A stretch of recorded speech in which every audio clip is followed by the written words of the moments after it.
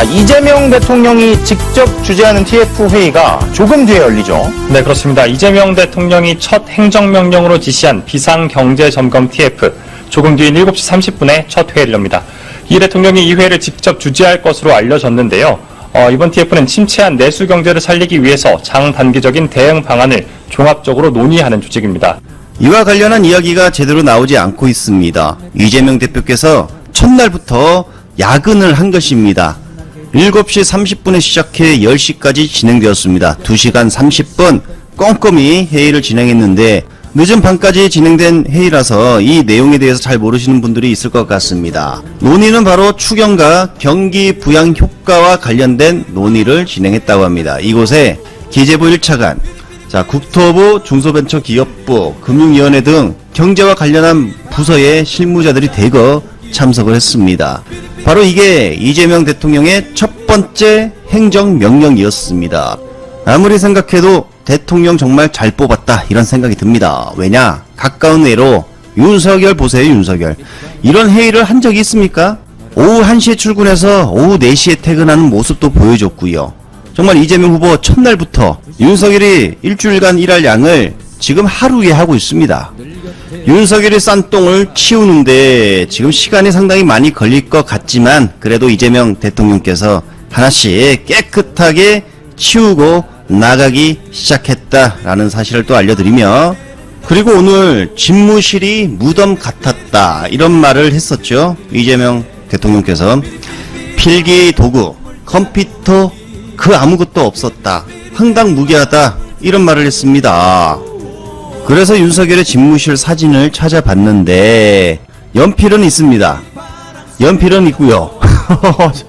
이야기하는 사람들 손에는 아무것도 들려있는 게 없습니다. 그리고 김건희 윤석열의 집무실 사진을 보더라도 단촐합니다. 이와 집기들을 전부 다 가지고 이사 갔다 이렇게도 볼 수 있는 상황이고, 전체 사슬 찾았습니다. 컴퓨터가 있습니다. 컴퓨터. 이것도 누군가가 가져갔다라고 볼 수 있겠죠. 중앙일보 출신의 이규현 JTBC 보도총괄을 지낸 이규현 총괄팀장이 대통령실 홍보수석에 내정이 되었다고 합니다. 자, 그래서 그랬나 중앙일보 기사를 찾아봤습니다. 중앙일보 기사입니다. 실용 챙긴 대통령실 인선이었다. 자, 우상호도 유력하다라는 말도 나오고요. 86세대의 국무총리, 97세대의 대통령 비서실장. 자, 그래서 이재명 대통령이 취임 첫날인 4일 직접 발표한 첫 인선에 대해서 세대교체를 통해 국정 초반부터 활기를 불어넣겠다는 의도가 담겨있는 평가다. 아주 후하게 이 인선에 대해서 이거 실용 챙기고 있다 이렇게 평가한 거예요. 자, 보면요, 이재명 정부의 첫 발표 인사, 국무총리 김민석, 국정원장의 이종석, 비서실장의 강흥식, 안보실장의 이성락, 경호처장의 항인건, 앞서 말씀드렸죠. 자, 그리고 대변인 강유정, 부대변인 안기령. 국정 철학을 깊이 이재명 대통령의 국정 철학을 깊이 이해하는 동시에 민주당과 원활하게 소통할 수 있는 인물을 전면에 내세웠다는 평가다. 업무 시작이 가능한 능력과 전문성, 그리고 성과를 낼 수 있는 정치력과 소통 능력을 갖춘 인사를 중용했다. 자, 이렇게 알리고 있었습니다. 어제 100만 조회가 나왔던 이재명 대통령께서 현충원으로 이동하는 장면인데요. 자, 윤석열과 다르게 차량을 통제하지 않고요, 함께 달리고 있습니다. 함께 달리고 있습니다. 보세요. 뒤에 따라오고 있습니다. 뒤에 차량이 또 따라오고 있고요. 대신에 앞서 달리는 경찰관이 끼어들죠. 예, 차량이 끼어들었습니다. 바로 보냅니다. 예, 바로 아픔 막지 마라. 함께 가되 아픔 막지 마라. 라며 이렇게 손짓으로 보냅니다. 다시 들어가죠. 자, 이 영상을 보면요, 윤석열 때 그렇게 길이 막혔습니다. 왜 그러냐면 20분 30분 멈춰 놓습니다, 차를. 그리고 윤석열이 그 순간 1분도 안 돼서 지나가죠. 그렇게 멈춘 곳은 그 뒤로가 정체가 막 2시간까지 진행이 됩니다. 그러나 이재명 대통령은 그와 다르게 함께 달리면서 그 대신에 앞에 경찰관들이 길을 확보해주는 방식으로 가고 있습니다. 이러면 교통 체증이 덜 할 수밖에 없습니다. 국민의 주인인 나라. 이게 바로 국민 주권의 나라 아닙니까?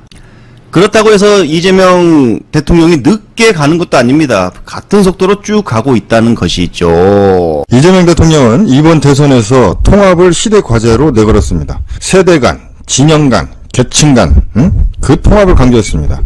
그런데 통합이라는 게 그냥 막 하나로 묶는 게 통합은 아니잖아요. 갈등의 핵심 문제들을 그냥 덮고 봉합하는 거, 그걸 통합이라고 말할 수는 없죠. 상처를 제대로 치료하지도 않고 무조건 피부만 꼬매놓으면 나중에 문제가 더 커지는 겁니다. 그냥 덮어버리는 건 통합이 아니고 봉합이라고 하죠. 그래서 제대로 된 통합이라는 것은 상처 부위를 제대로 치료하고 봉합을 해야 비로소 건강하게 새살이 돋는 거다.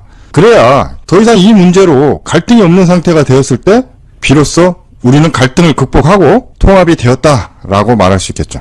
그래서 5일 민주당에서 그간 치료를 하지 못하고 썩도록 방치해왔던 그 문제들, 사회적으로 갈등을 일으켰던 그 문제들에 대해 특검법을 상정한다고 합니다. 날 샜으니까 오늘입니다. 김용민 의원의 글을 보면 5일 강력한 내란 특검법 통과로 내란 심판 시작합니다. 김건희, 명태균 특검법 그리고 최혜병 특검법도 동시에 처리하겠습니다. 그렇다면 4개의 특검법이 오늘 날 샜으니까 오늘 통과가 될 예정이다. 번번이 거부권을 행사하던 윤석열도 이제 사라졌고 거침없이 그리고 최대한 신속하게 진상을 규명해야 합니다. 이번에 상정된 특검 법안 내용으로 12.3 불법 개헌과 관련해서는 내란 혐의 외에 외환의 혐의까지 수사 범위를 넓혔다고 하는데 윤석열이 내란의 명분으로 삼으려고 북한의 선제 공격을 유도하기 위해 서해안 NLL을 근접해 비행을 하도록 한 부분, 그리고 무인기를 평양에 침투시켜 전쟁을 유발하려 했던 그런 의혹들, 이러한 외환의 의혹에 대해서도 규명하자는 겁니다. 이게 내용으로 들어갔죠. 그리고 김건희 특검법은 다들 잘 아시겠지만 다 들어가 있습니다. 도이치모터스와 삼부토건 관련한 주가 조작, 그리고 양평 고속도로가 갑자기 노선을 변경한 부분, 한남동으로 관제 이전한 문제, 그리고 건진법사와 관련된 불법 청탁, 그리고 샤넬백, 명태균까지 김건희 관련 모든 걸 탈탈 턴다고 하니까 다들 기대하셔도 좋을 것 같습니다. 그러다 보면 김건희와 연루된 국힘 내에 그 많은 의원들 긴장이 좀 되겠죠. 수사가 진척되면 진척될수록 국힘은 해체 일로에 길을 걷게 될 것이다. 뭐 이렇게 생각이 되는데, 그리고 최상병 특검과 관련해서는 그 800의 7070번의 발신자가 대통령실이라고 그 공수처에서 최근에 특정을 한 상태죠. 윤석열이가 당시에 이종석 국방부 장관에게 사건 무마를 지시했다는 강력한 증거 아니겠습니까? 발신자가 대통령실이라고 특정은 됐는데 그 발신 주체가 윤석열이라고 정확히 특정이 되면 이 문제는 거의 끝났다. 그러면 이제 우리가 이러한 추잡한 진실과 마주할 시간이 얼마 남지 않았다. 뭐 이렇게 느껴집니다. 자, 여러분, 통합은 이렇게 하는 거죠. 윤석열 정부에서 계속 썩어서 고름이 철철 나오던 이런 문제들을 제대로 치료하고 그리고 봉합을 해야 모두가 공감할 수 있고 수긍할 수 있는 거죠. 그래야 비로소 통합이 됐다라고 우리가 느낄 수 있는 겁니다. 그렇지 않으면 두고두고 그 문제 가지고 계속 싸우고 갈등만 생기는 거죠. 골만 깊어지는 겁니다. 이재명 정부의 두 번째 개혁은 사법부입니다. 5일 대법관 수를 현행 14명에서 30명으로 증원하는 법안도 상정한다고 하는데 사실 이걸 가지고 사법부 개혁이라고 말하기는 좀 그렇죠. 그런데 이게 시작이라는 겁니다. 사법부의 최상위 집단의 잘못된 권위의식을 좀 낮추겠다는 거죠. 그리고 이 대법관 증원의 문제는 어제 오늘의 일이 아니죠. 20년 전부터 계속해서 제기해왔던 문제입니다. 이번에 이재명의 졸속 파기환송에서 우리가 다 보셨듯이 대법관이 하는 일이 뭔지 모르겠습니다. 2심에서 올라온 사건을 제대로 읽어보지도 않고 파기환송한다? 이게 말이 됩니까? 이게 공무원의 자세예요? 그건 아니라는 거죠.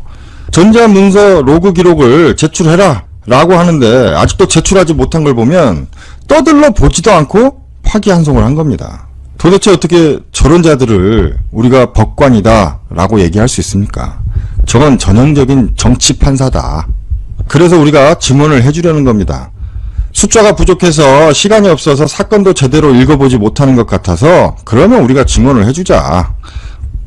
이건 뭐 그들의 변명에 대한 그냥 답변이긴 한데 사실 이 문제는 국민의 공정한 사법복지를 위해서 반드시 이루어져야 된다. 도대체 우리가 이런 판사들에게 어떻게 재판을 받을 수 있겠습니까? 그런다고 해서 헌법상 국민에게 뭐 재판 거부권이라도 주어지는 것도 아니고, 이런 판사들한테 걸리면 무조건 당하는 거죠. 밑에 연구관들이 한 100명 좀 안 되게 있는데, 이 대법 연구관들이 만들어주는 판결문에 도장만 찍는 이런 대법관, 이게 무슨 판사입니까? 법원에 근무하는 친구의 말을 들어보고 저는 놀랐습니다. 대법관이 얼마나 그 권위에 쩌들어 있는가 하면은, 이 대법관이 자기 집 문을 나서는 순간 자기 그 대법원의 집무실에 도착할 때까지 자신의 손에 그 어떤 것도 되지 않는다고 하죠. 문 앞에 나서는 순간 그 차 문도 수행원이 열어주고 운전도 대신해주고 심지어 엘리베이터도 눌러서 잡아주고 앞으로 뛰어나가서 집무실 문까지 열어준다고 합니다. 물론 모든 대법관들이 다 그러진 않을 거라고 저는 생각합니다. 그런데 그런 자가 만약 일부라도 있다면 그 조직은 전체가 그런 조직인 거죠. 그 비난받을 짓에 조직 자체가 무감각해졌다는 거예요. 당연하게 여긴다는 거죠. 다시 말씀드리자면 대법관 증언이 사법개혁은 아닙니다. 하지만 그 시작점이 될 수 있다는 겁니다. 정치권으로부터 완벽히 독립된 그러한 공정한 사법부를 만드는 게 진짜 개혁이죠. 이번 이재명 정부에서는 반드시 국민이 납득할 만한 그러한 개혁의 성과를 보여주시길 바라보겠습니다.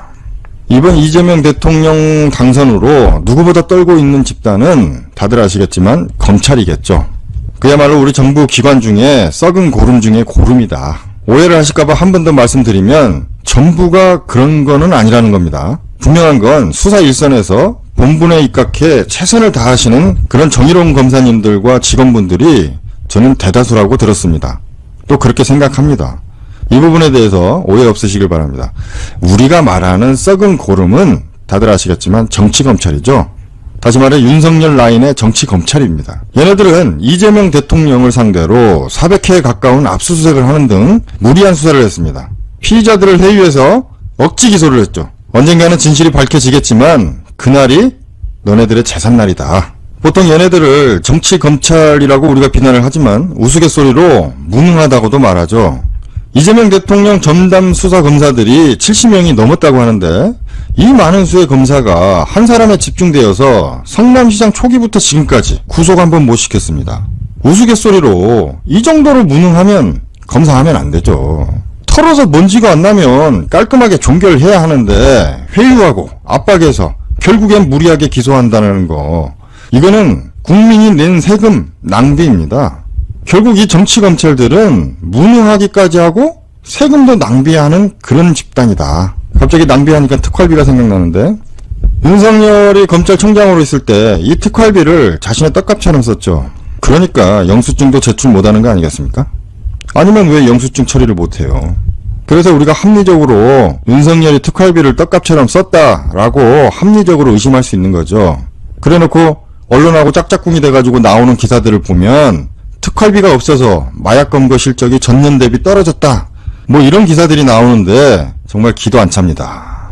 마치 아이들이 용돈 안 준다고 공부하기 싫어 안 할 거야, 이거하고 뭐가 다릅니까 이게. 공직자로서의 책임감 1도 없는 애들이죠.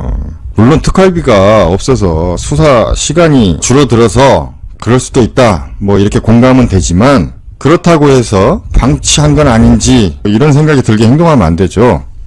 아무튼 사법부도 그렇고 검찰도 그렇고 이런 거 보면 이 권력이 집중된 특수집단의 이 어긋난 권위의식이 문제다. 사실 권위라는 것은 그 주위에서 만들어주는 겁니다. 자기가 힘세다고 윽박질러서 만들어 놓는 거, 그건 권위가 아니죠. 그런 의미에서 얘네들은 정말 권위라고는 찾아볼 수 없는 집단이 되어버린 것 같습니다. 그리고 정확히 말하면 얘네들한테 부여한 건 권력이 아닙니다. 우리 국민이 헌법에 근거하여 얘네들한테 부여한 임시적인 권한이죠. 막말로 그 권한 국민이 뺏어서 다른 일 잘하는 사람에게 부여하면 그만입니다. 그런데 자기 자체가 뭐 대단한 것 마냥 이 권한을 마구 행사하고 정치적 중립이라는 최소한의 기본도 못 지키면서 정권의 칼이 되어 휘둘리면 그건 악랄한 놈이거나 비겁한 바보죠. 이 독립기관이 독립을 망각하고 불법과 연대한다면 국민이 자시하지 않는다는 거, 가만두지 않는다는 걸 보여줘야 합니다. 그래서 그 숭고한 권한을 제대로 행사할 수 있는 올바른 일꾼에게 돌려주는 거, 제자리로 돌려주는 문제, 이 문제가 이재명 정부에서 통합의 과제를 완수하기 위해 선결되어야 하는 문제이다. 이런 것들이 잘 개혁이 되어야 대한민국이 앞으로 한 걸음 더 나아갈 수 있다라는 말씀 드리며 마치겠습니다.